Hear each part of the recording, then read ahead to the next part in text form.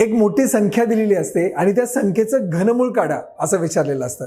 पण ते काढणं अतिशय सोपं असतं. लक्षात घ्या कसं काढायचं असतं ते. 4913 या संख्येचे घनमूळ किती? मुंबई पोलीस परीक्षेमध्ये विचारलेला खूप छान प्रश्न आहे. काय करायचं आता? हा 4913 हे असं लिहून घेतलं. पहिली गोष्ट काय करायची, तुमचा जो उजवा हात आहे उजवीकडून 3 घरं सोडायची. 913 येतं. ते 3 अंक सोडल्यानंतर कुठला अंक उरतोय? हा 4. आता लक्षात घ्या मी काय सांगतोय. 4 पेक्षा कमी कशाचा घन आहे? नीट ऐका. 4 पेक्षा कमी कशाचा घन आहे? तर 1 चा घन हा 4 पेक्षा कमीच आहे ना. 1 चा घन किती येतो? 1. तो 4 पेक्षा कमी आहे म्हणून इथे घ्यायचं 1. म्हणजे पहिला अंक मिळाला.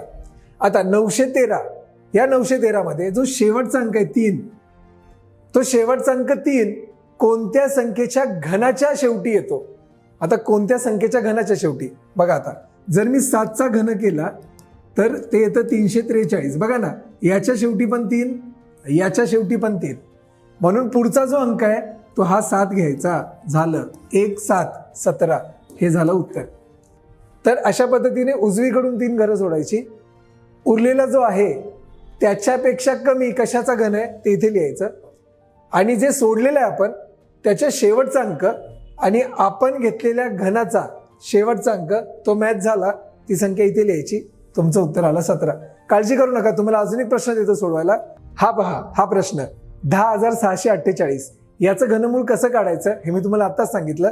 त्याचं घनमूळ काढा आणि कमेंट बॉक्समध्ये नक्की उत्तर सांगा.